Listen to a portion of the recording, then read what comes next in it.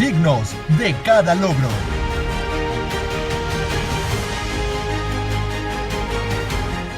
Fuertes en cada desafío.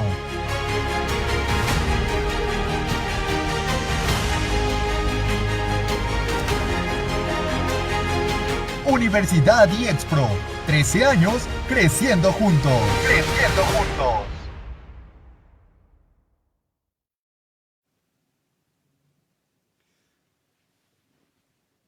Muy buenos días a todos. En el marco de nuestro 13º aniversario, estamos de manteles largos en su casa de estudios Universidad IEXPRO. ¿Por qué estamos de manteles largos? Porque en estos festejos estamos rindiendo frutos y dándolos a conocer, y son justamente los trabajos de investigación de nuestros egresados. El día de hoy los invitamos a quedarse hasta el final de este magno evento, ya que tenemos 4 ponencias, yo diría magistrales, y que son justamente el resultado de la asesoría de los docentes de esta institución y de la entereza de nuestros egresados que hoy van a presentar, fíjense bien, 4 interesantes ponencias que tienen ya publicación en revistas, una en un libro y 2 están en la red y son bastante interesantes. Voy a comentar rápidamente. El doctor Félix Rubén Lostal Martínez es egresado del doctorado en Administración. Tendremos también la ponencia del doctor Manuel Iván Soto Vélez, egresado del doctorado en Derechos Humanos, el doctor Fernando Ortega Gutiérrez, egresado del doctorado en Desarrollo Humano, y el doctor Armando Barrera Barrios, egresado del doctorado en Administración. ¿Cuáles son los trabajos que ellos nos van a presentar? Fíjense bien, van desde cómo evolucionan los indicadores de las áreas administrativas de las empresas por el uso de las metodologías de resolución de problemas. La segunda ponencia, análisis de la pena de muerte en la prevención de delitos. La tercera ponencia es correlación entre obesidad infantil en México y la ingesta de comida chatarra. Y hay una que me llamó la atención por el nombre, que es bastante coloquial, pero no deja de ser más o menos interesante, ya que hay un análisis profundo que se llama Sabio Manual de Valemadrismo. Entonces, bueno, no necesariamente en ese orden se van a presentar, pero yo los invito a quedarse hasta el final.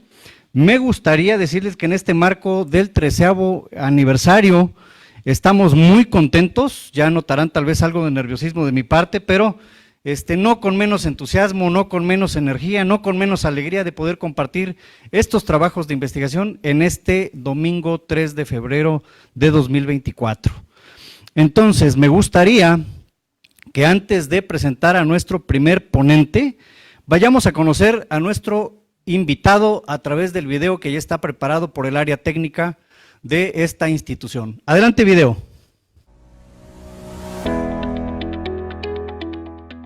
Nuestro invitado del día es el doctor Félix Rubén Lostal Martínez. Él es ingeniero industrial, maestro en administración y doctor en administración. Bienvenidos.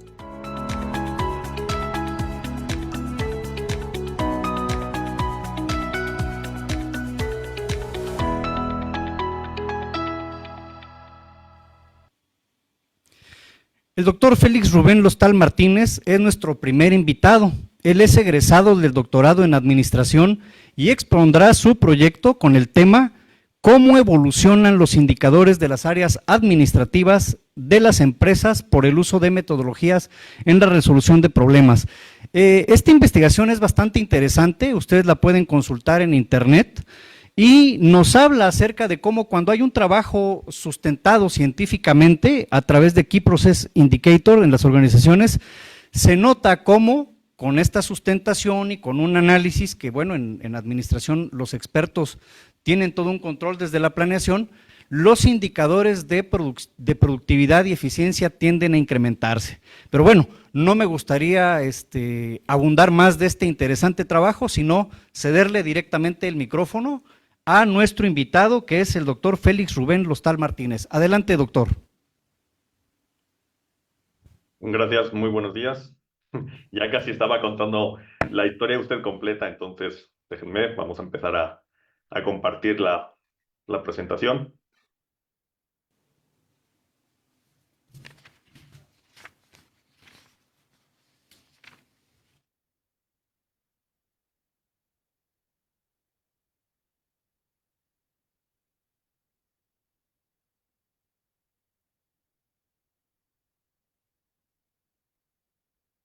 Buenos días. Como muy bien lo acaba de explicar el doctor, el, el trabajo de investigación es cómo evolucionan los indicadores de las áreas administrativas de las empresas por el uso de las metodologías de resolución de problemas. El nombre parece un poco largo, pero ahora van a entender un poquito más adelante por qué este título tan específico y tan largo. Lo primero, ya han hecho la presentación de mi persona. Soy ingeniero industrial y también tengo maestría en administración y un doctorado en administración. La agenda que vamos a revisar el día de hoy, primero va a ser una pequeña introducción, los objetivos, la metodología que se utilizó, el contenido, los resultados, las conclusiones y las publicaciones que están derivadas de este trabajo de investigación.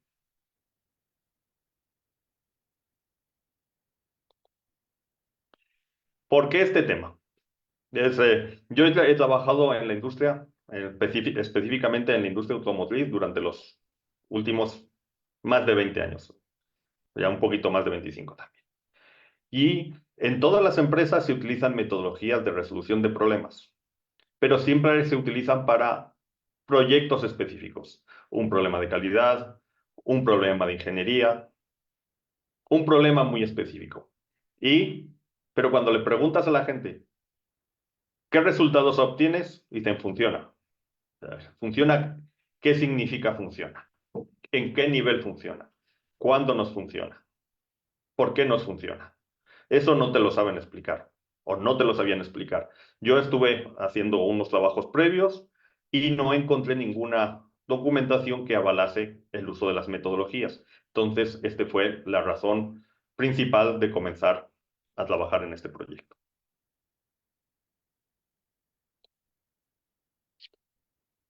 ¿Y cuál es el objetivo? Primero tenemos un objetivo general que deben realizar los administradores. Y ese objetivo general primero es la reflexión y que nuestras metas estén alineadas con nuestros objetivos. Si el objetivo no está alineado, ¿qué debemos hacer? Primero, o cambiamos de objetivo o cambiamos el objetivo de la metodología que vamos a usar. Y después nos enfocamos ya en nuestro objetivo específico.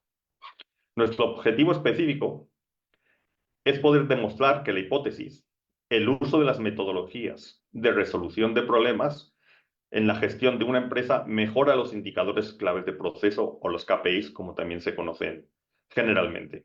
Es correcta y puede demostrarse a través de un análisis estadístico con un enfoque cuantitativo, o sea, que sea medible.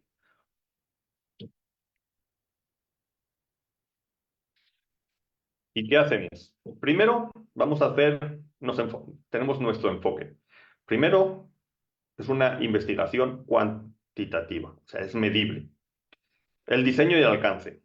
Es un diseño transeccional o transversal del tipo correlacional causal. Lo que quiere decir que la correlación entre la causa y el efecto ya ocurrió y lo único que vamos a buscar es verificarlo o verificar la hipótesis creada a su alrededor a través de los datos de nuestra investigación cuantitativa. Y la hipótesis que se quiere confirmar es esta pregunta: ¿cómo evolucionan los indicadores de las áreas administrativas de las empresas por el uso de las metodologías de resolución de problemas? Ahora ya entenderán por qué el título es un poquito más extenso de lo habitual. Y vamos a trabajar, o se trabajó, con una variable dependiente y con varias variables independientes. La variable dependiente era las respuestas en los años 2016 al 2020, sus indicadores claves de proceso, KPIs, han tenido una tendencia positiva y las respuestas solo puede ser sí o no. Y las variables independientes son las respuestas cerradas a las preguntas realizadas en la encuesta que se realizó. Y estas preguntas eran: ¿cuál es su posición dentro de la empresa? Y se enlistan todos los puestos que hay dentro de una empresa: director, gerente, coordinador, supervisor, ingeniero, técnico. Un listado completo. Después se trabaja sobre el tamaño de la empresa. No es lo mismo trabajar en una empresa de 5 una empresa de 10 personas, de 500 personas o de más de 1000 personas. Entonces, se trabaja para conocer si hay alguna correlación. La siguiente pregunta era, ¿usa alguna metodología de resolución de problemas en la administración de la empresa? La respuesta era sí, no, no conozco. ¿Qué metodología de resolución de problemas usa en la administración de las empresas? Se enlistaron varias y se dejó un campo abierto porque hay metodologías que no son comunes para el resto de empresas, pero son muy específicas para sus empresas. Y se puso brainstorming, A3, 5 porqués, 8Ds. Muchos son terminologías que se utilizan mucho en el área automotriz. También se utilizan en otras áreas, por eso se dejó siempre abierta la posibilidad de que ellos pudieran expresar su opinión. ¿A qué sector industrial pertenece su empresa? Podría ser minería, automotriz, fabricación pesada, agricultura, pesca, recursos humanos, una consultoría externa, empresas de gobierno, empresas de salud. Abierta a todos los indicadores que hay dentro que utiliza el Instituto Nacional de Estadística para definir los tipos de empresas. ¿En qué áreas usa la metodología de resolución de problemas? Como hemos dicho, siempre estaban enfocados a ingeniería, calidad y un poquito a producción, pero ver si estaba enfocado a más áreas. El siguiente era, ¿cree que la metodología de resolución de problemas es útil en la gestión de la administración de una empresa? Respuesta, sí o no. ¿Ha recibido formación en resolución de problemas? Respuestas cerradas, sí o no. ¿Usó alguna metodología de resolución de problemas en la administración de la empresa entre los años 2016 y 2020? ¿Sí o no? Respuestas cerradas. Y lo que queríamos comprobar realmente era usar metodologías de resolución de problemas mejora los indicadores de las organizaciones que las usan, si es un mito o es una realidad. Es algo muy puntual al que todo el mundo te dice, sí, lo voy a usar, pero no sabe por qué lo va a usar. Entonces, se quería enfatizar en usarlo y por qué usarlo. Y cuáles son los resultados de usarlo y cuáles son los resultados de no usarlo. Primero se hizo una muestra estadística que cumpliera con los siguientes parámetros que tenemos en el lado derecho de la pantalla para tomarla como válida estadísticamente. La encuesta se realizó a través de la red social de LinkedIn. ¿Por qué se utilizó la red social de LinkedIn? Debido a que la gran mayoría de los contactos son relacionados con distintas industrias, distintos países, hay industria, hay gobierno, hay educación. Así, de esta forma se evitaba el sesgo al no ser dirigida a una población específica. Yo lo podía haber utilizado y haberlo hecho en la zona donde trabajo, en la zona de Saltillo, que es, digamos, 100% automotriz, y posiblemente pues ya estoy dándole un sesgo a la investigación. ¿Por qué? Porque trabajo específicamente con un grupo que muchos de ellos la usan. Entonces, no se buscaba eso, se buscaba ampliarlo y que no tuviese ningún tipo de sesgo.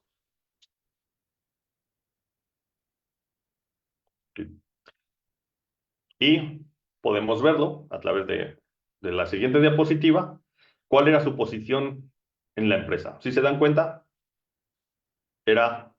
hay de todo. Hay otros, hay coordinadores, hay staff, hay directores y hay gerentes.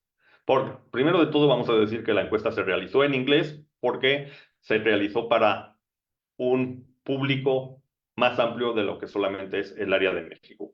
Hubo respuestas de China, Japón, India, de Europa, de casi todos los países, de Norteamérica, de Sudamérica, de Australia. Entonces, es una población muy diferente, lo que nos ayuda a que el análisis tenga mayor validez. El siguiente, ¿a qué tipo de sector industrial pertenece?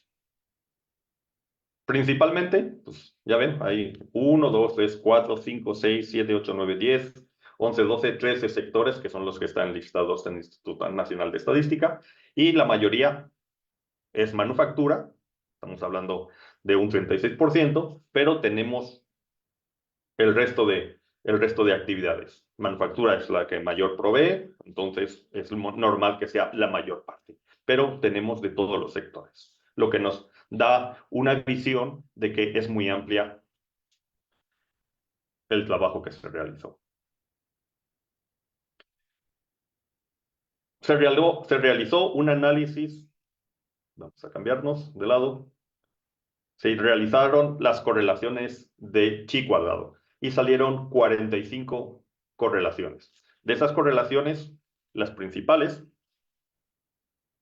son las que nos interesa trabajar, cuál es nuestra variable dependiente y sus resultados. El resto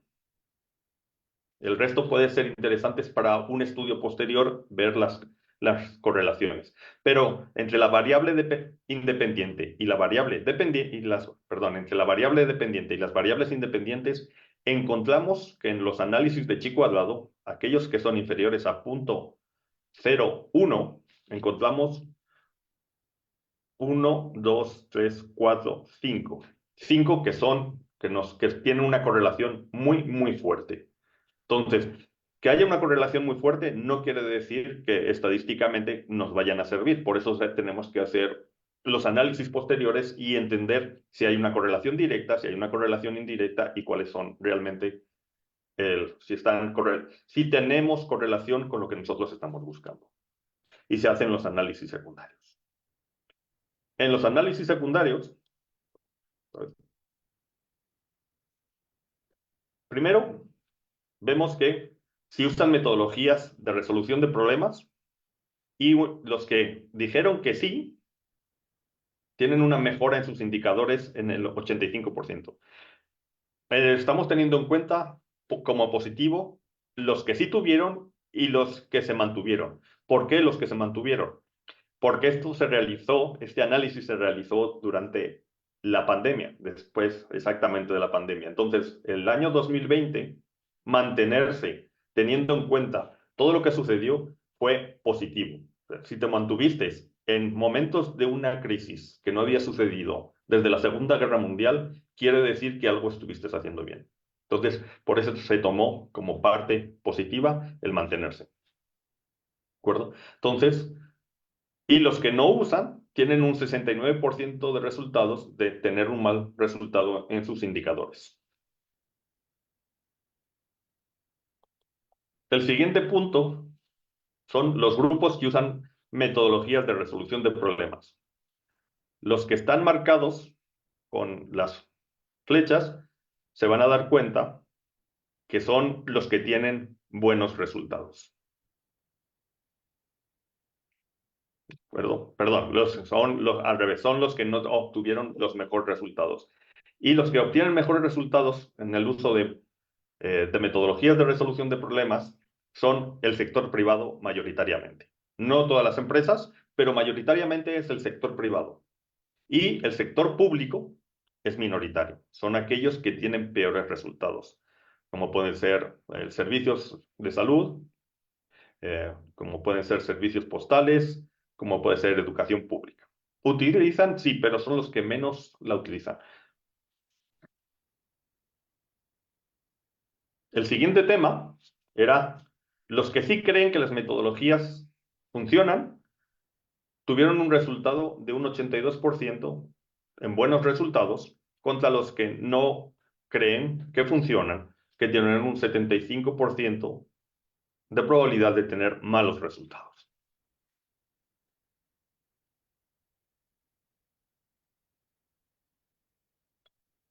Los que sí recibieron entrenamiento obtuvieron un 87% de probabilidad de tener buenos resultados frente a los que no tuvieron entrenamientos, que tienen una posibilidad de un 57% de obtener un mal resultado.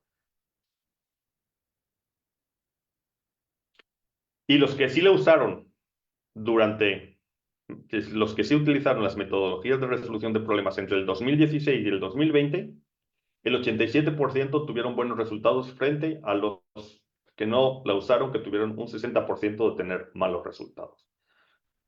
Entonces, ¿cuáles son las mejores metodologías que están utilizando?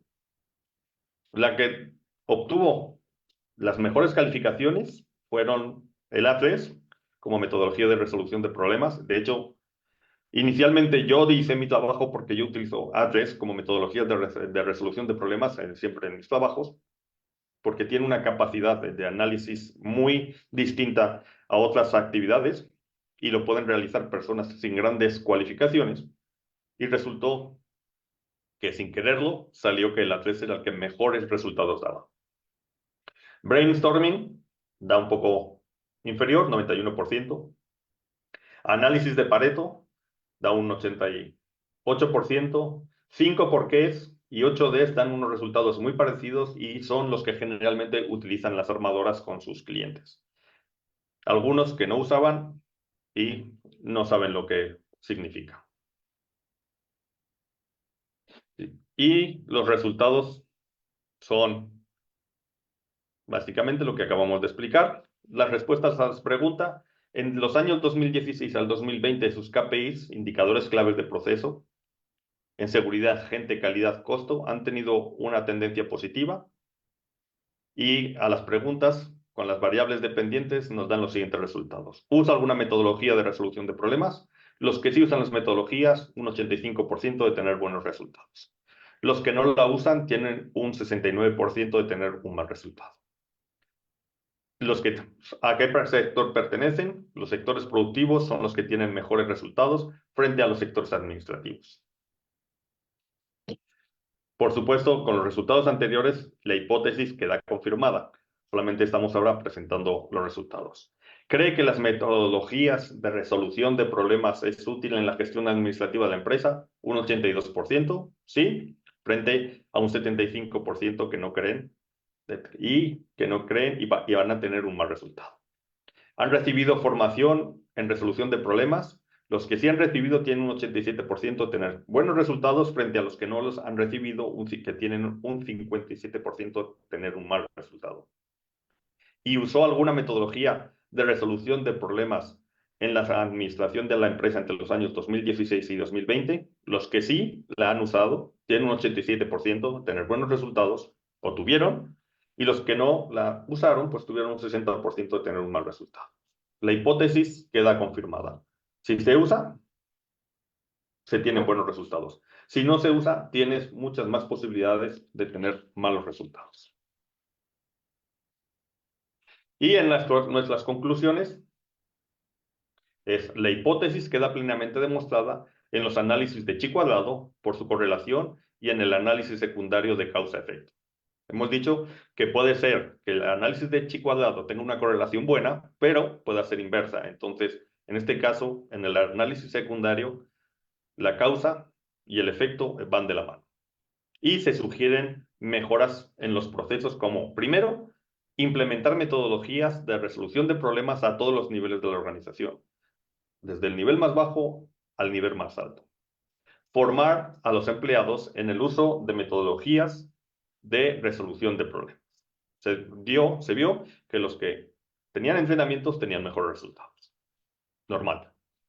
Desarrollar equipos en el uso de metodologías de resolución de problemas. Muchas veces integramos perfiles que son muy buenos técnicamente o son muy buenos administrativamente, pero no tienen la capacidad de resolver problemas. Entonces, integrar perfiles con capacidad de resolución de problemas puede ser mucho más beneficioso que integrar un técnico o una persona muy experta, porque muchas veces trabaja en base a lo que él solo sabe y no va más allá. Y por último, una recomendación personal es el uso de A3, puesto que es el que mejores resultados nos dio dentro de nuestros análisis. Y afortunadamente, parece que ha tenido buena aceptación en este trabajo de investigación y está publicado en Dialnet, que es de la Universidad de La Rioja en España. Ahí pueden encontrar la liga de alcance. En Zenodo, que es el repositorio de la Unión Europea, hay un artículo derivado, estaba pendiente de aprobación y ahora ha salido liberado el 24 de enero en la International Journal of Advanced Research. Y además se han dado varias conferencias, pero digamos así, la más importante para mí ha sido una conferencia que se hizo en la tercera Convención Científica y Tecnológica de la Universidad de Camagüey en Cuba. y fue en la 18ª Conferencia de Ciencias Económicas y Empresariales. Y, ante todo, gracias por su atención. Y una frase que siempre me gusta, y es que lo único constante es el cambio, de Heráclito de Éfeso en el siglo VI antes de nuestra era. Gracias por su atención. No sé si haya alguna pregunta.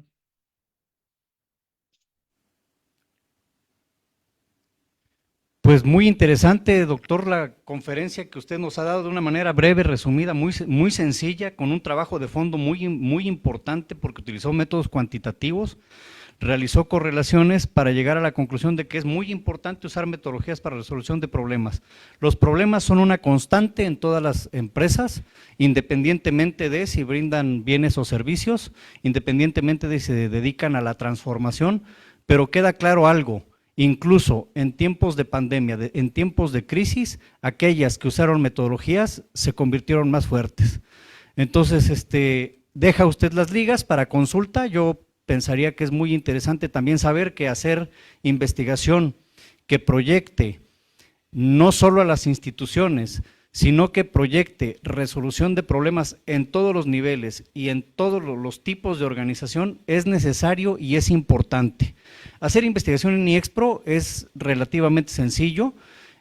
Tenemos varias que han tenido un impacto a nivel nacional e internacional y bueno, si ustedes estudian en la universidad verán que sí se hace investigación y sí se lleva esta investigación a la transformación de alguna realidad. Continuemos con nuestro siguiente invitado, que justamente ya tenemos preparado el video para tal efecto. Adelante, por favor, equipo técnico. Nuestro invitado del día es el doctor Manuel Iván Soto Vélez. Él es licenciado en Derecho, maestro en Educación basada en competencias y doctor en Derechos Humanos y Litigación Oral. Bienvenidos.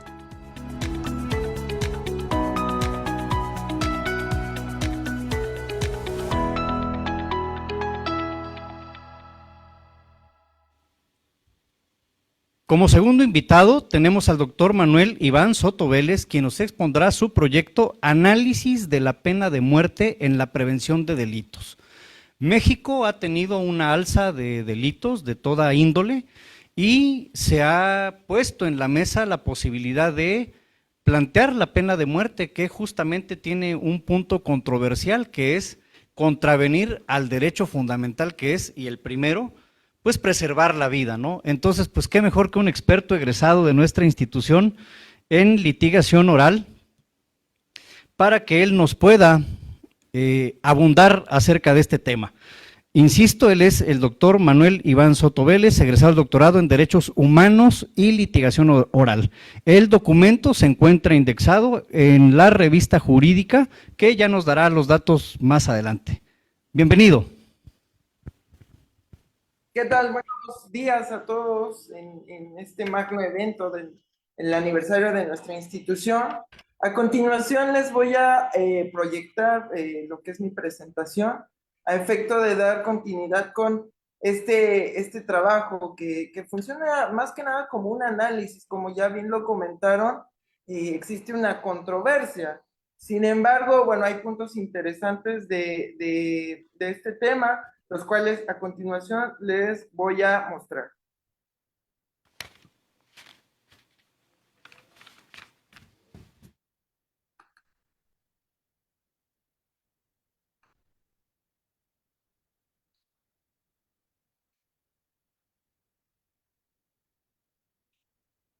Bueno, nuevamente, bueno, me presento, soy el doctor Manuel Iván Soto Vélez, egresado de nuestra universidad IEXPRO del doctorado en Derechos Humanos y Litigación Oral. Y justamente mi tema de tesis y un trabajo que se ha venido desarrollando con mucho tiempo atrás y que ahorita surge en su máxima expresión, fue el análisis de la pena de muerte en la prevención de delitos. Como bien se ha mencionado hace unos momentos, los delitos en nuestro país han tenido desgraciadamente un aumento gradual, repentino y exponencial en los últimos años. Ajá. Por últimos años estoy mencionando la última década en la cual tenemos el aumento de los delitos que ya conocemos o que ya jurídicamente conocemos o son tradicionales, por llamarlos así, con la incorporación de ciertos delitos nuevos y decir nuevos por la modalidad en las cuales se presentan, porque al final del día son combinaciones de delitos que ya conocemos. ¿Ok? En esta presentación lo que veremos justamente va a ser un resumen de lo importante que sería de nueva cuenta implementar esta medida dentro de nuestro sistema penal a efecto de contrarrestar, esa alza de los delitos, en este caso de alto impacto. Cabe mencionar que como existe dicha controversia con lo que hoy en día conocemos con los derechos humanos en el derecho internacional, evidentemente existe una oposición a dicha pena. Sin embargo, parte también uno de los objetivos de este trabajo, llámese el artículo, llámese la tesis doctoral, pues obviamente es invitar a la gente, digo, no un sector en específico, sino a toda la gente que tenga acceso a todo este tipo de acervo jurídico, a realizar una reflexión por los acontecimientos y elementos que socialmente involucran el llevar a cabo dichos delitos por las personas que, bueno, están asociadas en algún grupo o bien en la delincuencia organizada. Evidentemente, para sustentar esta postura de regreso de esta pena o medida, justamente y basándose en la tesis, se hizo un proyecto o un análisis comparativo histórico, en el cual obviamente se sustenta la propuesta con información de archivo histórico y archivo jurídico, y obviamente se hace el análisis con la situación en la cual hoy en día podremos estar pasando. Es decir, ¿qué pasaría si? ¿Qué acontecería si? ¿Ok? Esto es importante porque mucha gente pensará, no, es que la pena de muerte es una medida arcaica, privativa de los derechos humanos y la gente que es provida, ¿no? Siempre estará en una postura en contra. Sin embargo, creo que al realizar la reflexión y al ver el contenido de este material, pues obviamente sí, forzosamente llegará a un punto donde podrán pensar que a lo mejor sí es necesario. Evidentemente, ya dependerá igual del criterio y de la ideología de cada uno de los lectores, eso es muy importante al ser un fenómeno social, pero justamente nuestra situación actual se presta mucho a la reflexión. Y bueno, académicamente hay que mencionar que puede haber un mecanismo en el cual se orille a volverla a aplicar. Más adelante vamos a ver dicho contexto. Los puntos que veremos en nuestra exposición, en nuestra presentación, son los siguientes. Obviamente son tres. El primero son los antecedentes. Ajá. Reitero todo esto basado en un contexto o en datos históricos de archivo jurídico y evidentemente histórico en nuestro país. Y bueno, mencionar que, sabemos que nuestro país es uno de los países más ricos en historia. Sin embargo, podemos también asentar que mucho de esto del Estado de Derecho ha durado a lo mejor poco por los periodos de guerra que hemos tenido en nuestro país. Sin embargo, el tiempo que ha durado, desde mi punto de vista y desde lo que he consultado y leído, siempre ha sido pleno. ¿De acuerdo? A lo mejor pudiéramos citar ejemplos o casos como el porfiriato, que por ahí lo vamos a ver, en lo cual se convirtió en una dictadura, pero evidentemente yo sí manifiesto que el Estado de Derecho a lo mejor sí ha sido pleno, ¿de acuerdo? Nuestro segundo punto es justamente la justificación de la pena de muerte en la aplicación de la actualidad. Evidentemente, para esto en México no se aplica, ¿verdad? Por los tratados internacionales. Pero basándonos en modelos de otros países de nuestro continente, vamos a nosotros poder visualizar que dichos países gozan ya de cierta paz, gozan ya de ciertas características que permiten el progreso y el avance. A lo mejor en un marco muy grande, a lo mejor de forma significativa o pequeña, pero bueno, el avance y el progreso están ahí, ¿de acuerdo? Y en el punto número 3, pues evidentemente son las ventajas de aplicar esta pena en la actualidad en nuestro país. Evidentemente nosotros tenemos mucho camino que andar en el marco jurídico de los derechos humanos, pero también en el marco jurídico del derecho penal y sobre todo de la prevención de los delitos de alto impacto. Cabe mencionar que los delitos de alto impacto sí tienen un origen que en el 90% de los casos es social. Y bueno, vamos a hablar más adelante de eso. Vamos con este primer punto, los antecedentes del Estado de Derecho en la época antigua de nuestro país.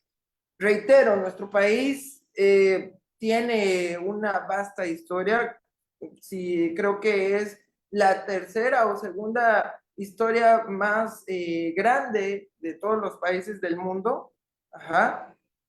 Y obviamente en estos puntos de la historia de nuestro país podemos encontrar muchos temas en muchas áreas, en muchas disciplinas. Y obviamente el tema jurídico, específicamente en la materia de derecho penal, no es la excepción. Recordar que nuestro país en la época de la colonia, pues evidentemente fue, como su nombre lo dice, una colonia del gobierno español. Y el gobierno de España siempre ha sido un gobierno de tipo monárquico. Es decir, una persona impone las normas o leyes a seguir. Sin embargo, específicamente en la colonia de nuestro país, de la Nueva España, sabemos que existió un tribunal de igual manera compuesto y sistematizado que se encargaba de juzgar a las personas que, entre comillas, y yo digo entre comillas, pues practicaban la brujería o algún ideal que contraviniera los intereses de la iglesia y por ende los intereses del virrey o rey de España.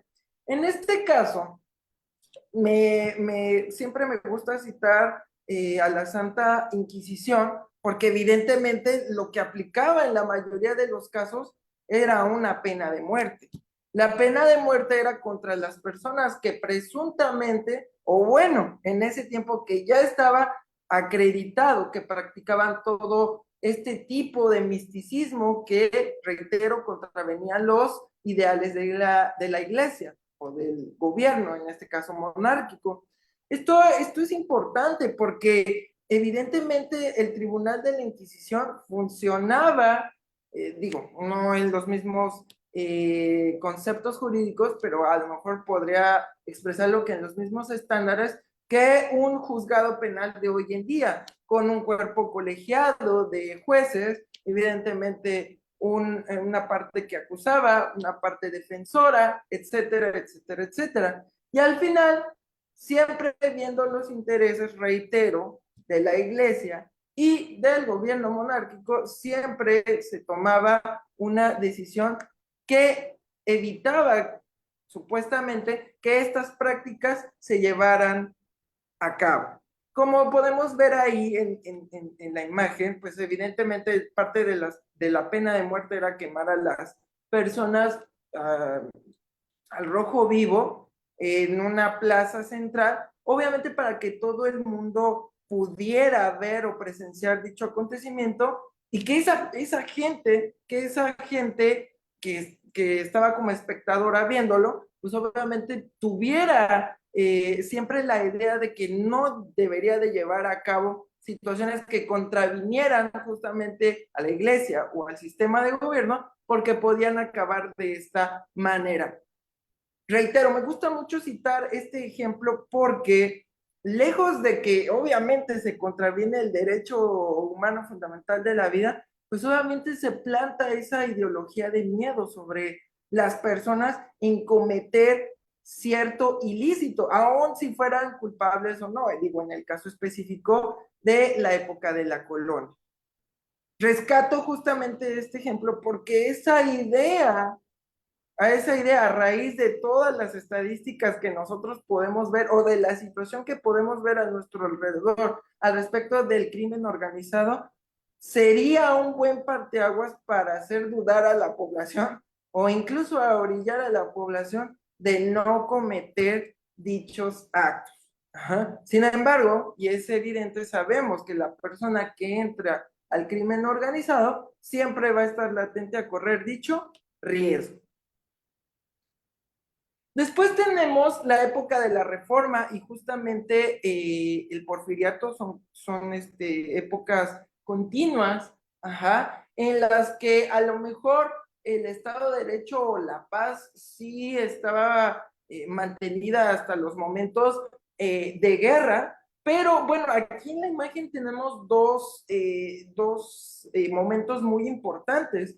Arriba justamente está el fusilamiento de Maximiliano de Habsburgo en el Cerro de las Campanas en Querétaro. Me gusta mucho citar este momento histórico porque es un ejemplo más de la pena de muerte en nuestro país, el fusilamiento. Evidentemente en nuestro país, al estar en guerra, en la mayoría de este tiempo, por decirlo así, moderno, ajá, después de la época de la colonia, evidentemente se quedaba un estado marcial o un estado en el cual los militares se encargaban justamente de esta seguridad. Y evidentemente dentro de las leyes marciales, una de las penas más drásticas es el fusilamiento. De igual manera, al igual que en el tribunal de la Inquisición, aquí obviamente es un tribunal marcial el que juzga a la persona que comete algún ilícito y obviamente la pena más drástica es el paredón o bueno, el fusilamiento.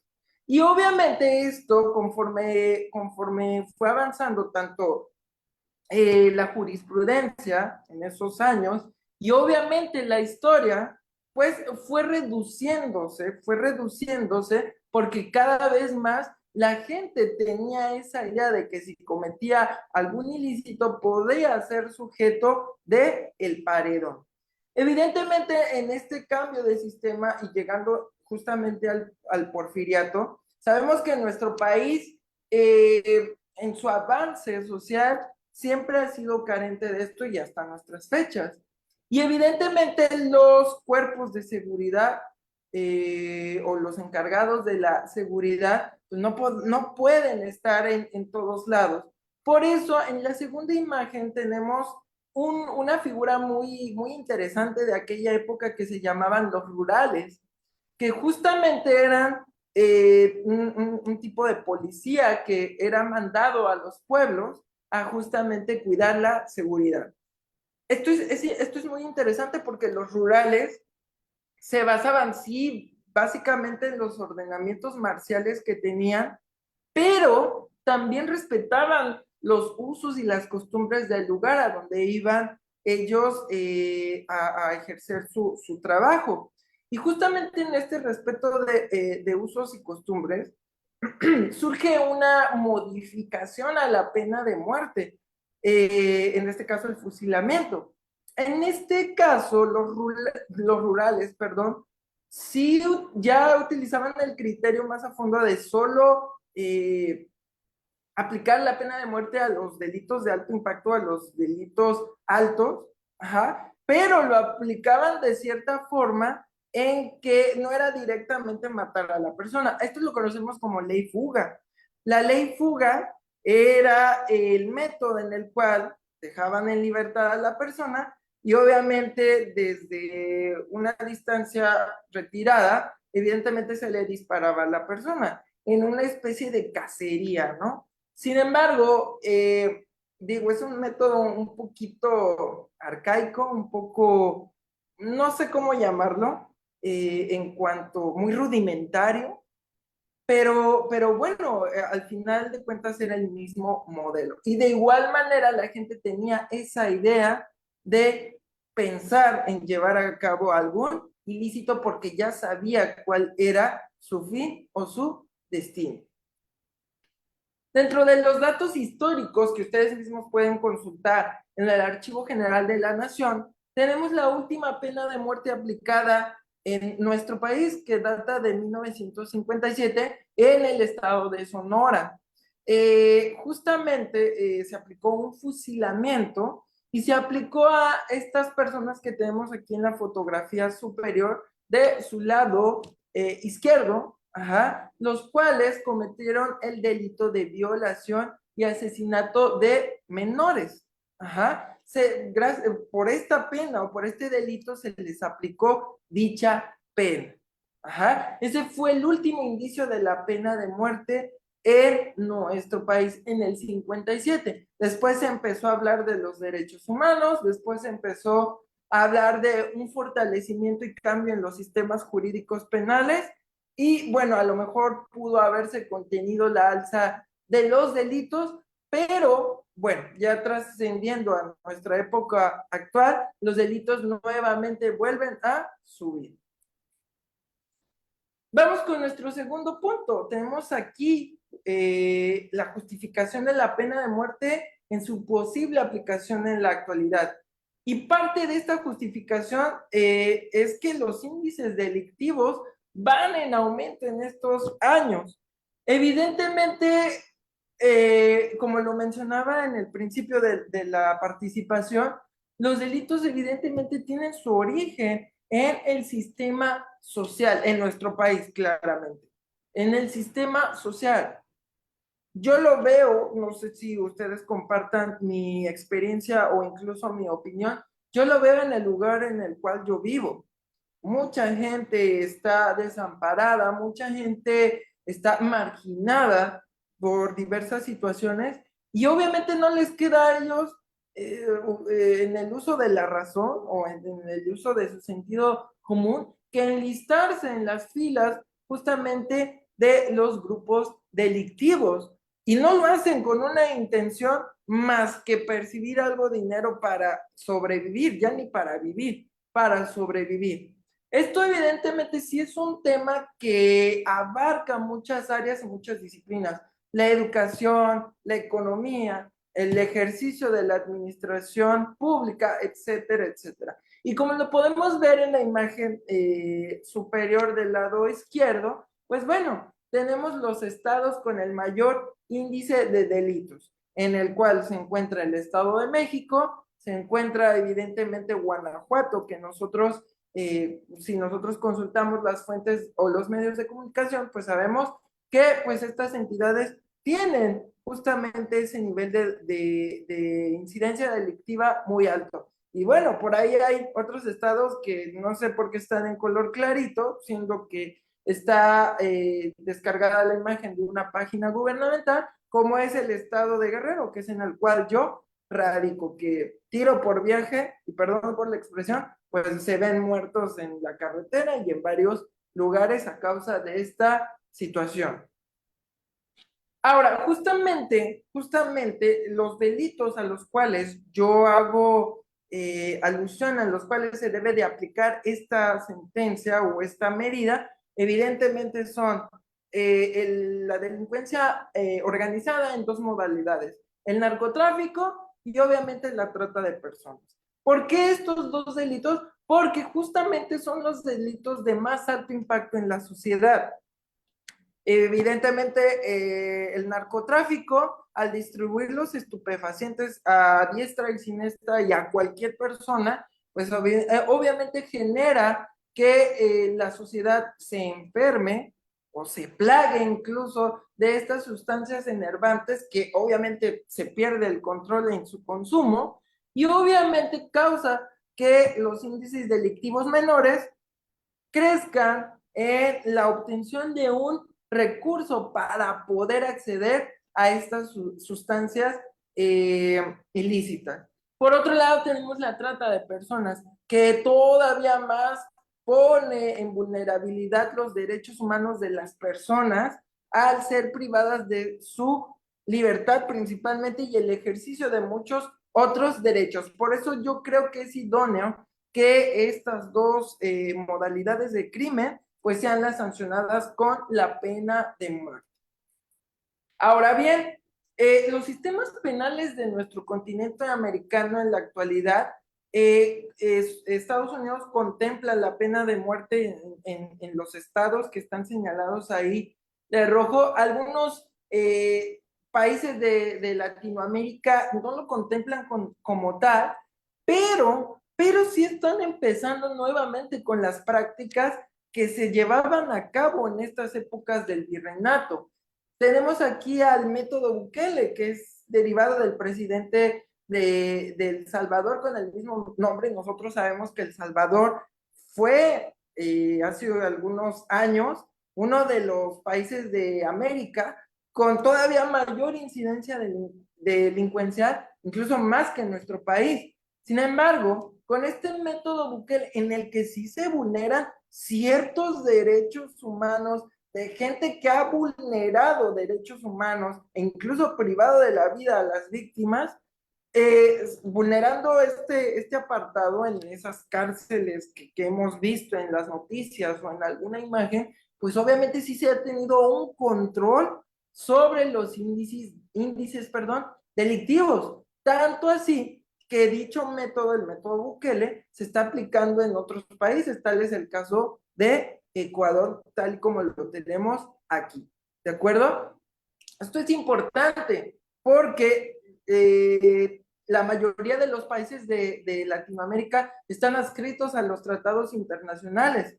Sin embargo, obviamente sus administraciones pues tienen sus reservas justamente en ciertos puntos de dichos tratados para poder operar de esta manera.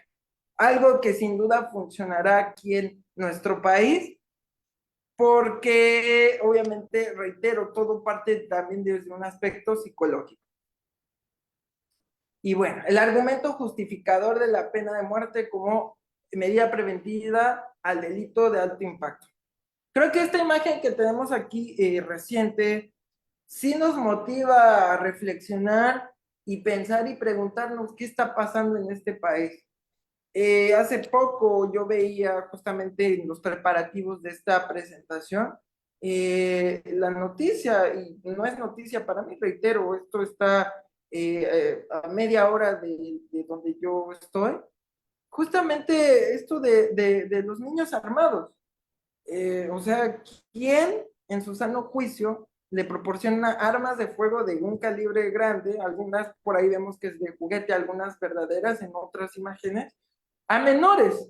O sea, desde temprano están cambiando el futuro de un posible abogado, ingeniero, arquitecto, cantante, futbolista, etcétera, etcétera, por un arma de fuego. Entonces, justamente esto orilla a pensar ya en una probable aplicación sobre estas personas que practican esta modalidad de la delincuencia. Y evidentemente, como lo tenemos en la imagen de arriba, el automóvil quemándose en plena autopista del Sol en Chilpancingo, obviamente transgrediendo la libertad de tránsito de todos los usuarios de esa autopista, pues obviamente llega a pensar que en nuestro país haya un estado de guerra sin nosotros ser partícipes de la guerra, incluso teniendo a niños en la guerra, ¿no? Yo creo que hubo un argumento bastante insuficiente para poder aplicar, si no bien la pena de muerte, pues ciertas medidas como lo es el contenido del método Bukele, a efecto de causar un impacto psicológico, tal como lo tenemos ahí en esa imagen, pues en las personas que llevan a cabo dicho acto ilícito, ¿de acuerdo? Bueno, vamos a este último punto, que son las ventajas de nuestro país derivadas de la posible aplicación. Primero que nada, y obviamente tenemos la reducción de los índices delictivos y reducción de la violencia en el país. Evidentemente, si nosotros aplicamos la pena de muerte a los ya culpables que están en nuestros centros federales de readaptación social, creo que el gobierno o la administración pública va a dar una imagen clara a estas personas, incluso al resto del mundo, que ve con ojos de inversión a nuestro país, y ahorita hablo de ese último concepto. Evidentemente, se está acabando con el problema, en su aplicación, reitero, se está acabando con el problema primeramente de arriba hacia abajo. La raíz obviamente todavía no se toca porque no se tiene capturada en estos centros federales. Sin embargo, al ver la gente, la población, la ciudadanía, que justamente se está aplicando dicha pena, reitero, en una idea psicológica o en una imagen psicológica tal y como se llevaba en la época de la colonia y todavía en la reforma, pues obviamente se pensaría 2 veces en llevar a cabo cierto acto. Evidentemente la gente necesita algo para vivir, y obviamente también es tarea del gobierno proporcionarle a las personas los medios suficientes del trabajo. Si se acaba este tipo de delincuencia, también se acaba la violencia, tal y como es el ejemplo de Guanajuato y, bueno, de Tasco, tristemente, pueblos mágicos. Este otro punto que tenemos por aquí justamente es la reducción de la densidad de población de las penitenciarias y por ende la reducción del gasto de erario en las penitenciarias. Yo tuve alguna vez la oportunidad de estar o de entrar, porque si voy a estar, van a decir que yo estuve ahí, ¿verdad? De entrar justamente al Centro Federal de Almoloya de Juárez, en la que yo vi justamente que los reos pues prácticamente viven mejor que los niños de varias zonas marginadas de nuestro país, Guerrero, Chiapas, Oaxaca, Michoacán, etcétera, etcétera, etcétera. ¿Ok?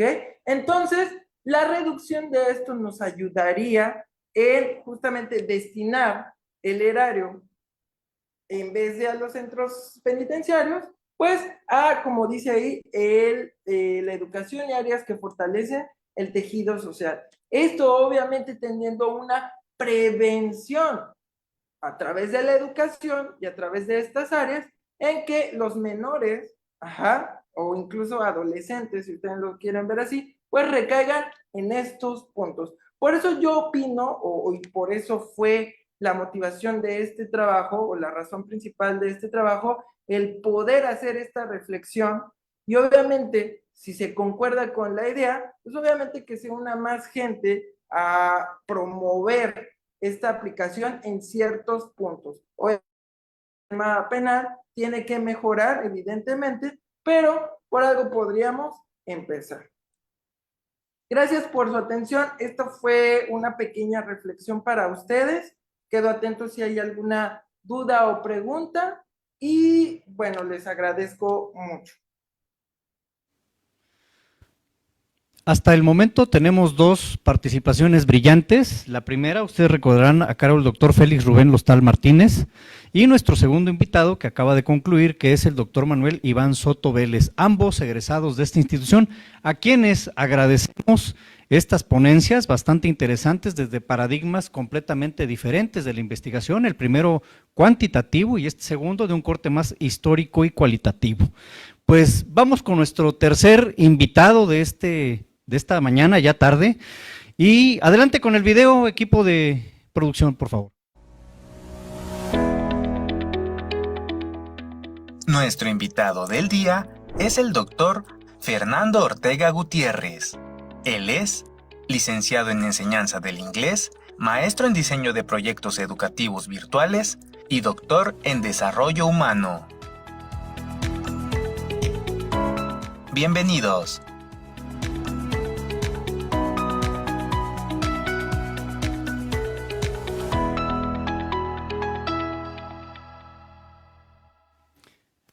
Nuestro tercer invitado, como ya escuchamos, es el doctor Fernando Ortega Gutiérrez. Él nos va a exponer su proyecto, que ya está cristalizado en un libro que ustedes pueden adquirir precisamente en las redes, con el título Sabio Manual de Valemadrismo. Pareciera que es un texto crudo, ¿no?, en cuanto a los conceptos que utiliza, pero tienen un fondo histórico, lingüístico y cultural que es parte de nuestro México, el hablar en estos términos. Entonces es bastante importante lo que él nos va a exponer. Recordarles que él es egresado del doctorado en Desarrollo Humano. Adelante, doctor Fernando. Buenas tardes. Muchas gracias, doctor Luna. Buenas tardes. Le saludo con mucho aprecio y sobre todo recordando su gran guía durante una de las clases que tuve a bien tener con usted, y por lo cual lo recuerdo con mucho cariño y admiración.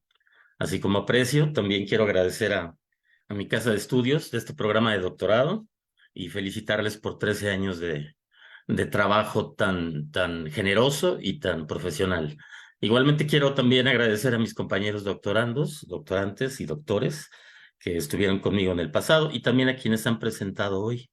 Escuchaba con mucho cuidado al doctor Soto y bueno, yo radico en Guanajuato y algunas de las alusiones que hizo el doctor Soto en su presentación tienen que ver con Guanajuato. Entonces, pues sin duda es una de los puntos que puedo decir que en mi caso me llevó a trabajar en este proyecto. Y bueno, voy a primero que nada a compartir mi presentación para poderles ir platicando un poco del proceso de este libro. Por favor, me informan si la pueden ver.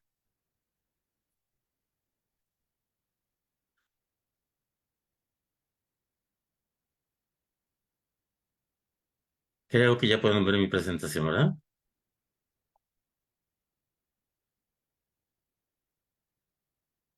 Muy bien. Pues básicamente quiero empezar por comentar de dónde vino este trabajo.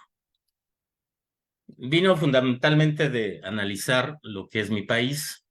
Esta reflexión partió sin duda con la experiencia que viví durante mis estudios de doctorado en IEXPRO, sobre todo a manera de escudriñar como con una lupa lo que era mi cultura, en este caso mi país, porque al vivir en un lugar como Guanajuato con tantos problemas y en general en un país que tiene tantos problemas en diferentes regiones geográficas, yo veía un contraste muy marcado entre todo aquello que tenemos como recurso que nos permite desarrollarnos y en nuestro caso como sociedad llegar a lo que es el bienestar social, entendido como la búsqueda y la consecución de la felicidad en todos sus aspectos, sin importar el concepto de felicidad que sea. Entonces, ¿por qué tenemos una cultura tan especial, tan valiosa y al mismo tiempo tenemos tantos problemas que sin duda van creciendo día con día? Entonces, este fue como que el punto que primero me hizo pensar en qué es lo que estaba pasando. Sin duda siempre me han gustado los libros, siempre me ha gustado leer, pero a veces la lectura suele ser un poco pasiva si no la llevamos a un punto que nos permita realizar acciones para cambiar. Los seres humanos tenemos que cambiar constantemente y tenemos que estar listos para el cambio. No podemos permitirnos quedarnos en un lugar ni esperar que las cosas no cambien, porque siempre van a cambiar. Y no podemos dar por hecho que todo aquello que nos gusta o no nos gusta va a estar igual por siempre. Entonces, en mi caso, las lecturas y los ensayos que constantemente yo llevaba a cabo en el programa del doctorado durante la pandemia, que es uno de los contextos que quiero comentar rápido, me hizo también moverme y entonces decir, ok, ¿cómo puedo hacer que todo lo pasivo que estoy recibiendo se transforme en algo activo? Durante una meditación budista que realizaba hace algunos años, es una meditación que se llama Vipassana, y en esa meditación yo vi áreas de mi vida a manera de una película, yo como un espectador sentado en unas butacas, y gracias a ese ejercicio pude darme cuenta que si nosotros analizamos nuestra propia historia, la personal, a manera de una película, y vamos tratando de entender de dónde venimos y por qué somos lo que somos y pensamos como pensamos, de esa manera podemos generar un cambio, porque si no podemos ser capaces de ver una realidad y de solamente ver aquello que creemos que es la realidad, pero que sin duda no es la realidad, no vamos a poder hacer ningún cambio activo que nos permita hacer cambios. Entonces, ese era el objetivo central. Y bueno, en cuestión semántica, como bien dice el doctor Luna, siendo yo un profesional del área de la comunicación y del lenguaje, son 3 puntos los que me hicieron moverme a realizar este trabajo. El primero, el elemento causal, lo cual he venido platicando, tiene que ver con mi propia historia de vida y con aquello que he experimentado. Entonces, no había manera de que yo pudiera hacer una propuesta de un manual que recopilara teorías de desarrollo humano, que las juntara con vivencias personales, que le dieran validez a lo que yo quería escribir. Y sobre todo, lo más importante, no podía yo proponer un cambio a alguien o algún lector que leyera mi libro sin que tuviera una cierta chispa de espontaneidad y que también mostrara lo que somos como cultura, que es la parte chusca, la parte entretenida. Entonces, esta propuesta de manual, más que aleccionar lo que está buscando, es que la persona al leerlo le mueva, le mueva una intención y esa intención lo lleva a encontrar su propia verdad. Entonces, de aquí lo relaciono con el motor, que son los elementos socioemocionales. No podemos llevar a cabo ningún proyecto creativo si no tenemos claro las emociones que sentimos y lo que nos lleva a hacerlo. Entonces, está lleno de aspectos emocionales que se incrementaron en el contexto de la pandemia. Obviamente el encierro nos hacía a todos, creo que ser una suerte de más profundos y reflexivos sobre nuestra vida y sobre lo que hacíamos y sobre un futuro incierto que podía terminar en cualquier momento, como terminó para muchos de nuestros amigos o familiares. Entonces, esta oportunidad de estas dos cosas, de los elementos causales y del motor del contexto en ese momento que yo tenía, me llevó a una oportunidad, a tomar una oportunidad en el cual yo tenía un tiempo queriendo publicar y aproveché ese encierro, aproveché mis ensayos que yo iba escribiendo durante el programa del doctorado y pareciera que mis ensayos los iba yo encaminando hacia una publicación y mi publicación que había empezado antes del doctorado la empataba con los ensayos que iba haciendo. Entonces, este fue el proceso y lo que me permitió llegar a esto. Entonces, el eje central y parte del nombre del trabajo, del libro que se puede encontrar en Amazon, en las dos versiones, en la versión digital Kindle y también en la versión impresa, al igual que en presentaciones que he venido haciendo desde mayo del año pasado. Todo parte de una frase que todos nosotros conocemos perfectamente y que siempre hemos utilizado para decir que algo no nos importa. Como dice Guido Lara en sus jinetes del valemadrismo, él maneja 4 puntos. El primero es la indiferencia. Y los mexicanos decimos, por mí que se la arranque. Realmente no me importa. Yo hago lo que a mí me funciona, yo hago lo que a mí me conviene y no me importa lo que otros hagan. El segundo punto que marca Guido, que quiero mencionarlo en esta diapositiva, es la falta de respeto, el nosotros pasar por los derechos de otras personas. Lo vemos diariamente, lo vemos en cualquier lugar a donde vamos, cuando manejamos, vemos en las redes sociales que las personas ya no tienen el más mínimo respeto. La ignorancia es el tercer punto que rápidamente menciono, la falta de conocimiento y la falta de educación y la pérdida de valores que cada vez es más gradual y que anteriormente, y esto lo sabemos, cada generación siempre dice que su generación era mejor que la actual. Y esto puede entenderse como que cada generación presente tiene que buscar su propia verdad y tiene que construir lo que quiere tener en su presente. Pero lo que sí es un hecho es que si anteriormente la información venía a ser un resultado y venía a ser un contrapeso a la ignorancia, hoy en día la información está tan ausente y está tan falta de discernimiento por parte de quien la encuentra en cualquier lugar, que la información ya no viene a ser conocimiento realmente, sino viene a ser un reflejo más de la ignorancia.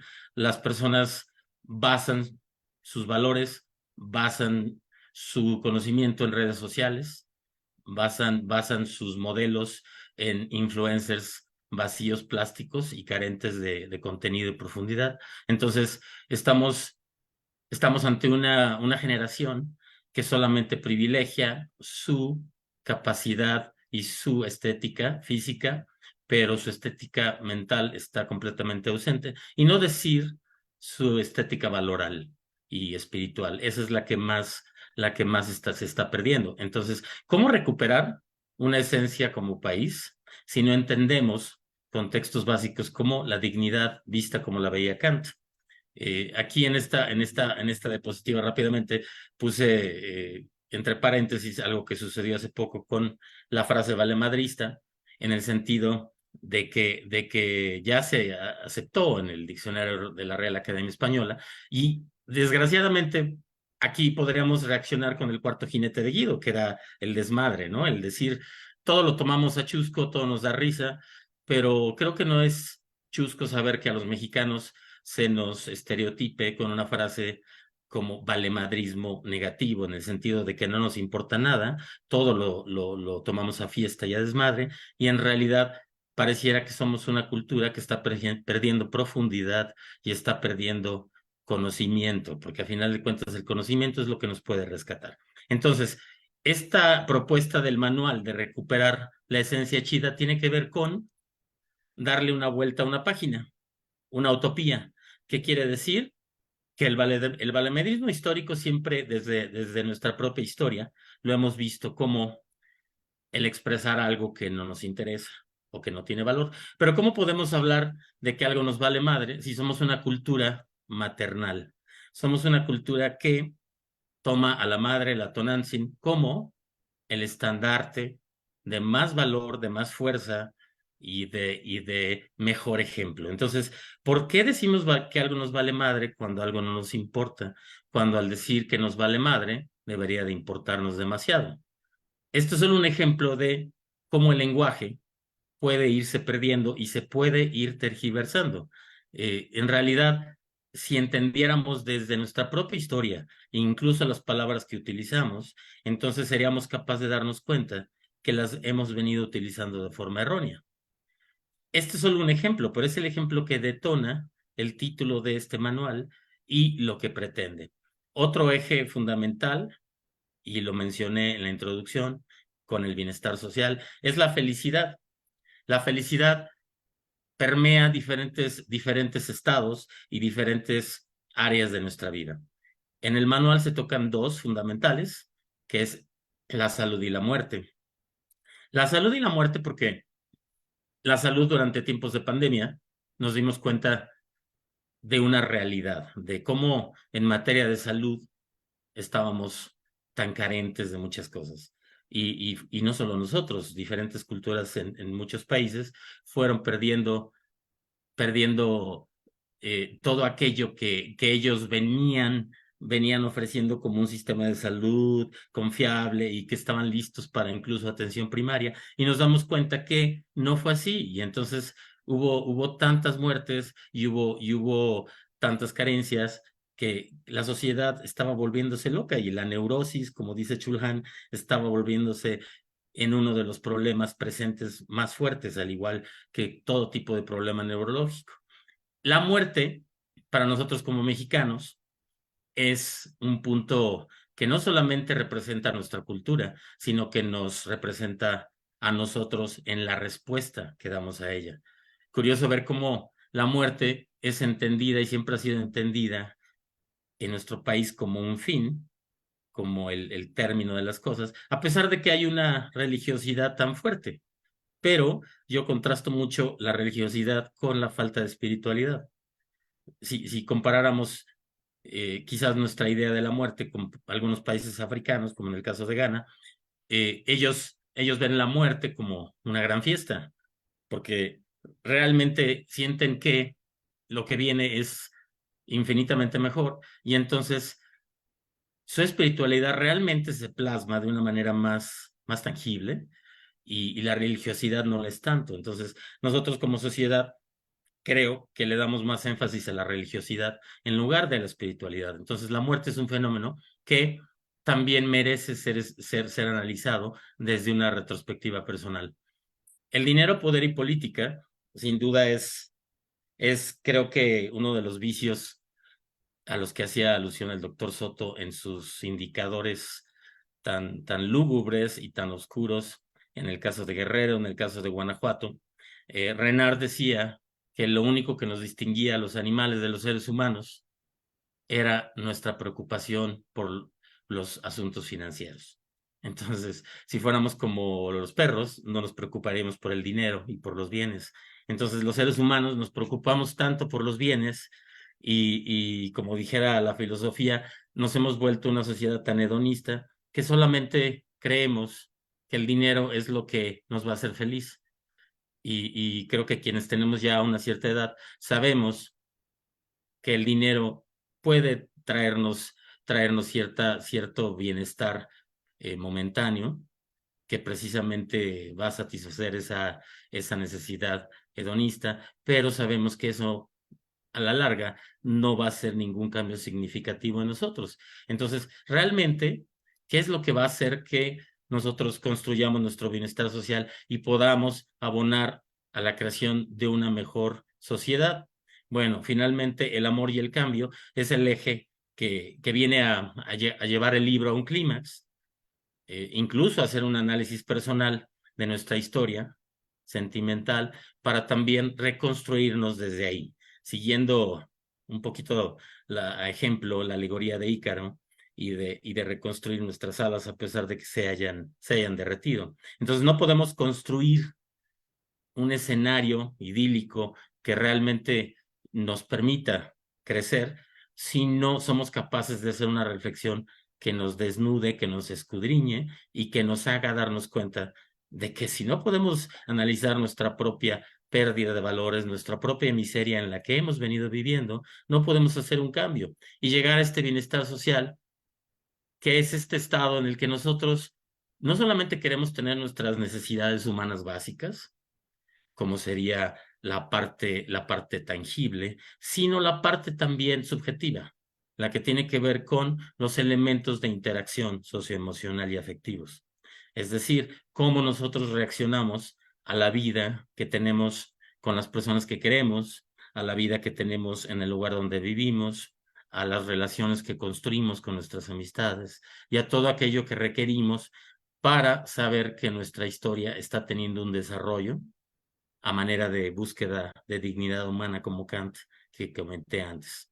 Entonces, esto sería pues darle una bienvenida a la plenitud como personas y realmente llegar a tener un desarrollo que ahora sí podamos decir que es un desarrollo humano y que buscamos no solamente tenga un efecto en nosotros mismos, sino que abone a aquellos a quienes quizás no han podido tener la oportunidad de darse cuenta qué es lo que está pasando, ¿no? Porque realmente la ignorancia parte a veces de no saber dónde está el conocimiento o de no saber qué es lo que tenemos que hacer para mejorar como personas.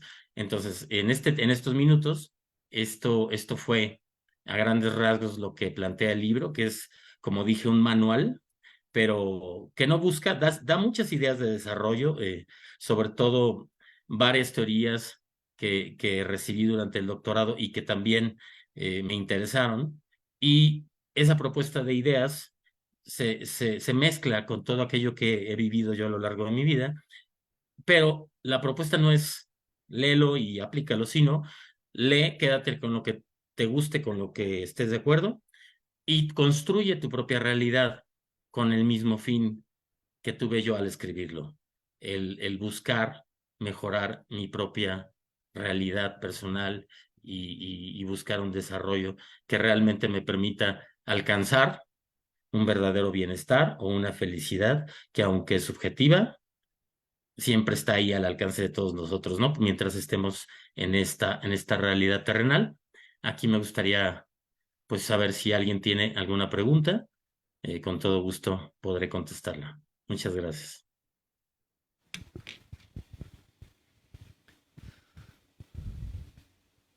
Muchas gracias, doctor Fernando Ortega Gutiérrez.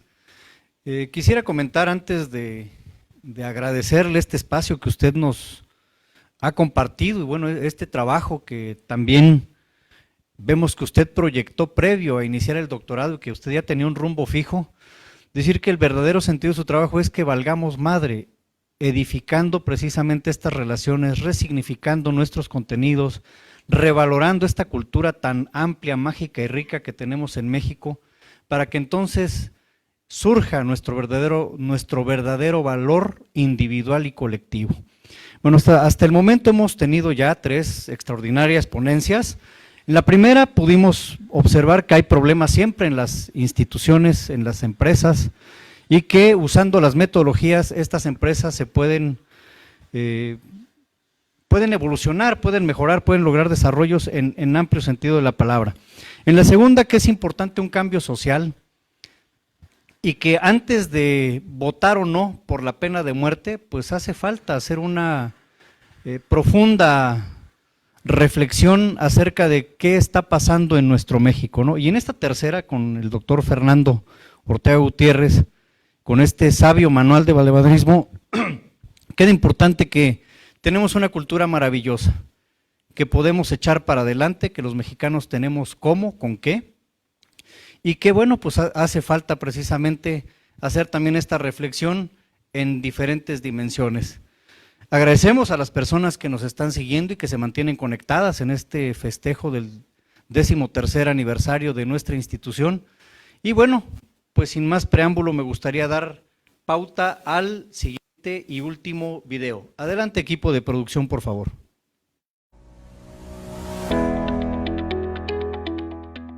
Nuestro invitado del día es el doctor Armando Barrera Barrios. Él es licenciado en Mercadotecnia, maestro en Negocios y Comercio Internacional y doctor en Administración. Bienvenidos.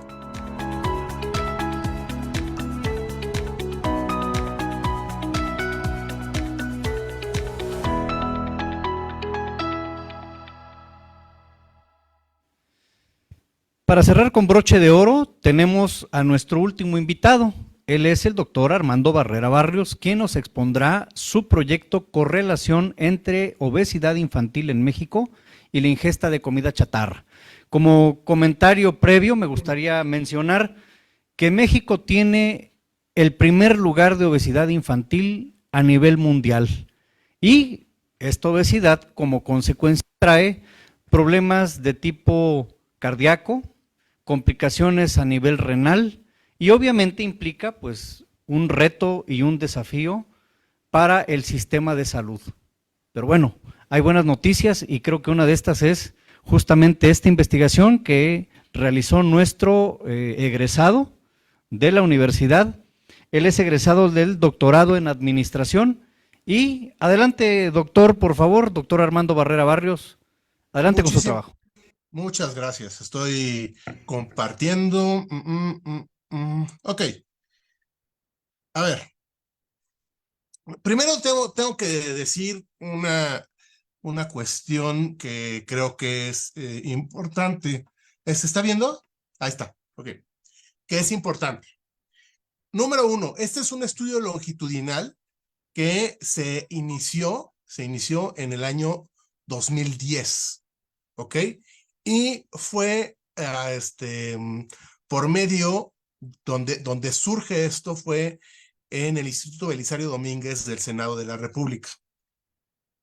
En el Instituto Belisario Domínguez llegan una serie de iniciativas para tratar de regular la ingesta de comida chatarra en México, precisamente por la cuestión de que teníamos desde ese entonces el número 1 en en obesidad en menores. ¿Cuál es el problema? Que no teníamos clara la correlación entre la ingesta y la comida chatarra. Lo estaban suponiendo, pero no teníamos la correlación para México. También eso es muy importante. En Estados Unidos se han hecho una gran cantidad de estudios, pero para México no se tenía. Otra cosa que hay que aclarar, aunque ya dijeron mi perfil, yo no soy médico. Entonces solamente estábamos viendo situaciones que afectaran la correlación. ¿Ok? Bueno. Muy bien. Entonces, la primera publicación, la tienen aquí en pantalla, se dio en la revista Pluralidad y Consenso, que pertenece al Senado de la República, que se publica con una serie de investigaciones con la finalidad de que los senadores de nuestro país tengan mayor información sobre los temas dentro de los que están legislando. Cabe resaltar que esta investigación se le presentó a los senadores y a los diputados con la finalidad de que entendieran por dónde iba este asunto. Entonces, a ver, ahí está. ¿Qué encontramos? Encontramos que sí existe una correlación, pero más que la correlación, existen ciertos ingredientes que al ponerlos dentro de la dieta, sobre todo de menores, provocan este problema de obesidad. ¿Cómo le hicimos? Nosotros tuvimos acceso a tiendas Diconsa, que si ustedes no están muy familiarizadas con ellas, son tiendas que llevan a las comunidades más marginadas del país alimentos básicamente de carácter básico, muy subsidiados con la finalidad de que la gente que está en estas comunidades pueda tener acceso a estos alimentos. Normalmente está en comunidades marginadas, por lo tanto, estamos hablando de que nosotros podríamos suponer que los niños que están ahí deberían de, pues, estar, por decirlo de alguna manera sencilla, deberían estar flacos. Y resulta que no. Resulta que algunos estaban bajos de peso y otros estaban bastante pasados de peso. Entonces, ahí es donde dijimos, bueno, debe de ser el factor que cambia el consumir comida chatarra. Y sí, ahí encontramos la correlación. Independientemente del nivel socioeconómico, la cantidad de productos procesados sí incidía en el peso. Y encontramos que todas las cosas que contengan jarabe de maíz de alta fructuosa sí afectan en este sentido. Entonces, las cosas que encontramos con jarabe de maíz de alta fructuosa fueron cosas como catsup, queso amarillo, cualquier pastelito industrializado, mantequilla de cacahuate, aderezos para ensaladas, edulcorantes, una gran cantidad de mermeladas, una gran cantidad de jarabes e incluso cosas que se anuncian como miel de abeja, pero resulta que es una combinación de miel de abeja con jarabe de maíz de alta fructosa, algunos jugos, algunos polvos para preparar bebidas de sabores. También encontramos que hay hamburguesas preempacadas que contienen el jarabe de maíz de alta fructosa, y también encontramos que hay ciertas marcas de pollo frito que tienen jarabe de maíz de alta fructosa. Ok, entonces, ¿qué es lo que hicimos? Les digo, pasamos de estar en el Senado, estábamos ahí en el Senado, y tuve la oportunidad de darle seguimiento a esto a través de la asesoría de esta legislación. Entonces, llegamos a esto.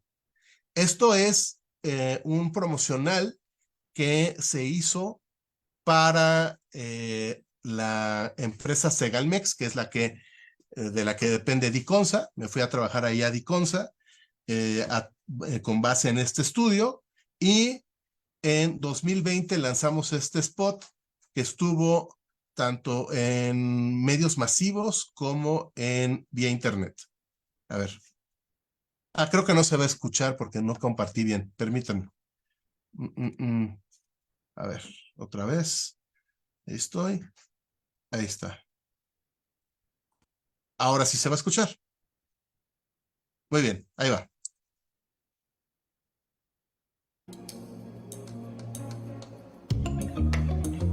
El etiquetado frontal de advertencia en alimentos y bebidas procesados de México fue reconocido por la Organización Mundial de la Salud y por la ONU. Se trata de la norma oficial 0-51, 5 sellos y 2 leyendas que permiten al consumidor visualizar exceso de calorías, sodio, grasas transgénicas, grasas saturadas, azúcares, cafeína y edulcorantes. Los productos comercializados en las tiendas Diconsa contienen el nuevo etiquetado frontal. Y Liconsa reformuló la leche del programa de abasto social. A nivel mundial, México ocupa el primer lugar en obesidad infantil y segundo lugar en personas adultas obesas. Obesidad, diabetes e hipertensión son muy importantes factores de decesos en el país. Seguridad Alimentaria Mexicana, organismo sectorizado en la Secretaría de Agricultura y Desarrollo Rural, se ha sumado a la atención de este flagelo. Con el apoyo del Instituto Nacional de Salud Pública, instrumentó el modelo de capacitación en orientación alimentaria para proporcionar a beneficiarios del programa de abasto rural información básica, científicamente validada y sistematizada sobre alimentación y nutrición. De igual forma, Segalmex colabora con orientación al consumo con el semáforo de la nutrición en tiendas Diconsa, así como a través de las redes sociales con publicaciones y la revista electrónica Nutrición con Sabor. Segalmex apoya la protección de la salud de los mexicanos más necesitados.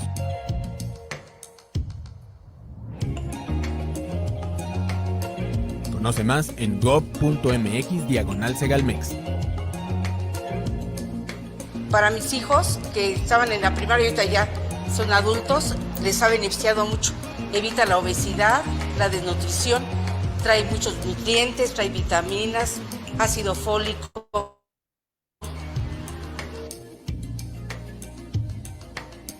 Me dieron una plática del plato del buen comer para dar a mis hijos y comer mejor. Y con esta leche mis hijos y mis nietos han crecido bien y yo la tomo por el ácido fólico.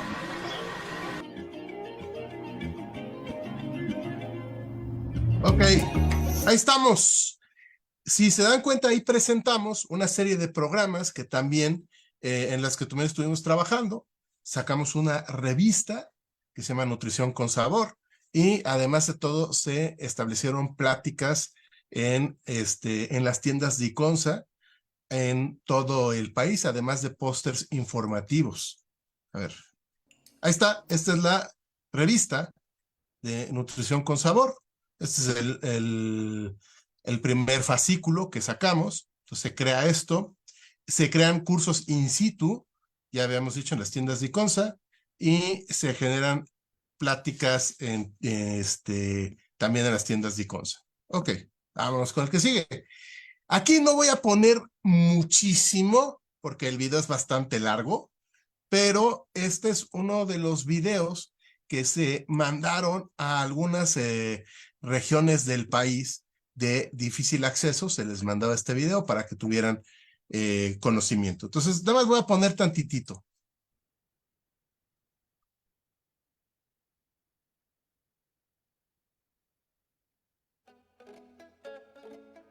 Diconsa y el Instituto Nacional de Salud Pública Presentan. Sesión 1.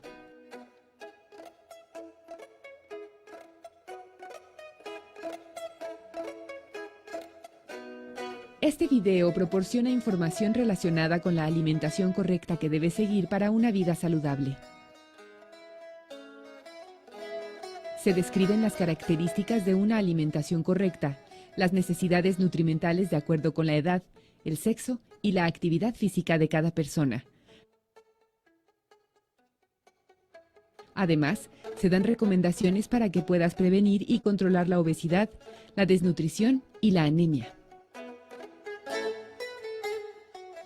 La alimentación correcta para una vida saludable.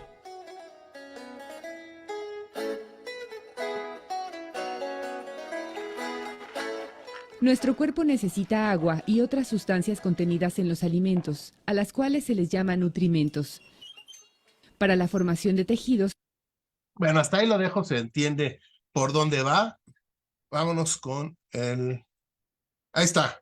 Entonces, para darle cierto impulso a esta campaña, se determinó también hacer una serie de mensajes que fueran animados para tratar de llegar más fácilmente a una población infantil y además explicando de una manera muy clara cómo hacer las cosas. De hecho, en este video, si se dan cuenta, la voz del monito que está ahí les debería de parecer muy familiar.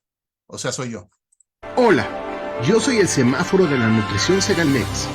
Mi nombre es Seforín. Mi función es ponerte alerta a la hora de elegir tus alimentos. Te enseñaré cuáles son los más saludables y qué beneficios te ofrecen para que estés sano y fuerte. También te enseñaré cuáles debes de comer con moderación y cuáles solo ocasionalmente. Te estaré visitando a través de nuestras redes sociales para que juntos le pongamos un alto a la obesidad, la diabetes y la hipertensión. Y lo podemos lograr si respetamos las indicaciones de mis luces de color verde, amarillo y rojo. Con ellas te enseñaré qué tan sanos son los alimentos y aprendas a elegir los que debes de comer con frecuencia para que estés sano y fuerte. Así juntos vamos a combatir a estas enfermedades. Ahora, sigue mis indicaciones. Si el alimento está con la luz de color de mi semáforo en verde, consúmelo frecuentemente. Si el alimento está con la luz de mi semáforo en amarillo, consúmelo con moderación. Y si el alimento está con la luz de mi semáforo en rojo, consúmelo solo ocasionalmente, pues puede ser dañino para tu salud. Ahora sí, manos a la obra y ponte alerta. Si está en verde, consúmelo. Ok. Hola, yo soy... Este es otro de los spots. Vamos a verlo. Los colores de Seforín. Luz verde. Si los alimentos están marcados con la luz verde del semáforo de la nutrición Segalmex, consúmelos frecuentemente. Algunos de estos alimentos son frutas y verduras, cereales, leguminosas y muchos más. Sigue el color verde de Seforín para que te alimentes sanamente. Segalmex, asegura tu alimentación. Ok, y uno más para que podamos discutir sobre esta estrategia. Licuado de amaranto con plátano. ¿Qué necesitas? Media taza de amaranto natural o tostado, un plátano y un vaso grande de leche liconza. Si lo deseas, puedes añadir una cucharadita de vainilla o miel. ¿Cómo lo hacemos? Mezcla la leche con trocitos de plátano. Después añade el amaranto, la vainilla y la miel para darle mejor sabor. Listo, sírvelo y disfruta. Este es un alimento muy completo y nutritivo. Segalmex, asegura tu alimentación. Ok, entonces esa fue la estrategia que se empleó. Si se dan cuenta, comenzamos desde el 2010 y seguimos hasta este momento y estamos, era en colaboración con estas tiendas Liconza. Debo de hacer la aclaración de que en este momento, o sea, ahorita no estoy ya colaborando con esta estrategia, aunque la estrategia sigue, ¿ok? Yo me he dedicado ahora a ir a la parte de academia, pero esa estrategia basada en ese estudio aún sigue y la revista aún sigue y la elaboración de spots también aún siguen, aunque yo ya no estoy involucrado en ello. ¿De acuerdo? Muchísimas gracias. No sé si hay alguna pregunta.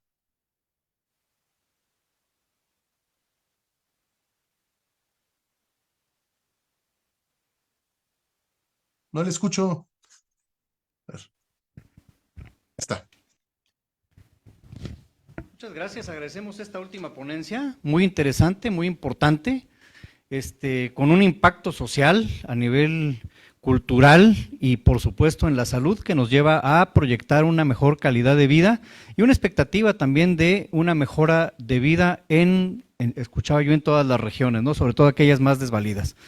Doctor Armando Barrera Barrios, muchas gracias por estar con nosotros, muchas gracias por este cierre que para mí fue ponerle la cereza al pastel, porque hemos escuchado el día de hoy 4 interesantes e importantes ponencias. Sin más, me gustaría dar lugar a la lectura de los reconocimientos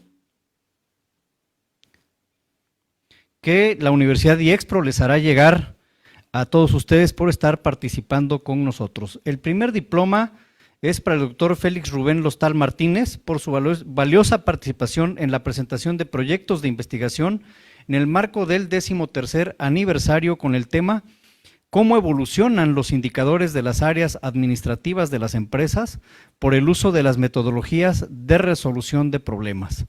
Realizado en Tuxtla Gutiérrez el día 4 de febrero de 2024, firma nuestra directora académica, la doctora Teresa de Jesús Argueta Castro.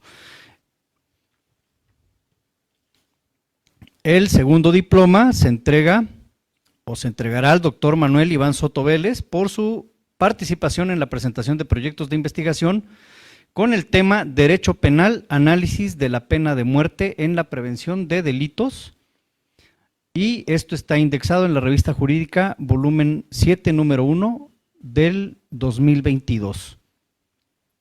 Tenemos también la tercera participación del doctor Fernando Ortega Gutiérrez, destacar que ellos, los 4, son egresados de Universidad IEXPRO y que en IEXPRO se hace investigación, se hace de calidad, y hacer investigación es fácil, se requiere disciplina. Gracias a los doctores por darnos a conocer estos trabajos que les han llevado tiempo, que les han llevado esfuerzo, que ha llevado disciplina, pero que finalmente nos muestran que sí se puede, ¿no?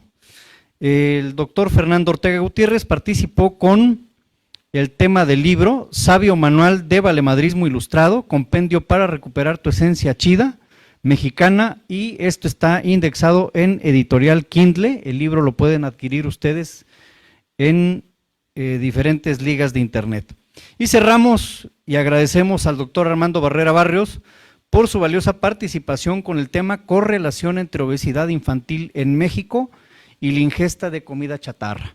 Esto, como ustedes ya escucharon, tuvo un impacto en el Senado de la República y llevó a tomar decisiones importantes que repercutieron a nivel social en nuestro país.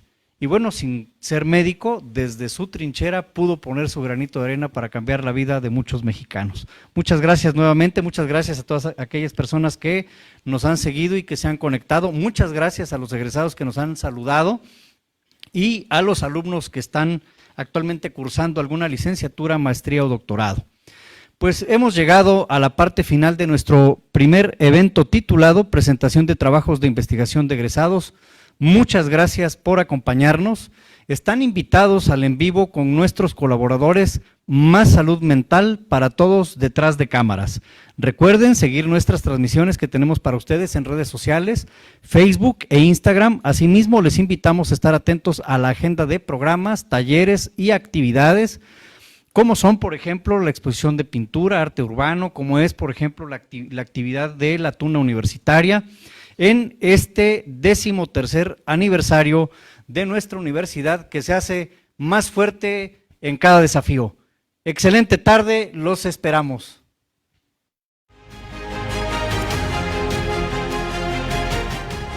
dignos de cada logro.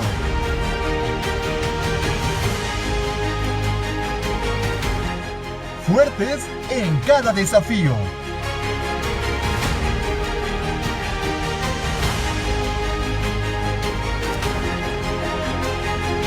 Universidad y Expro, 13 años creciendo juntos.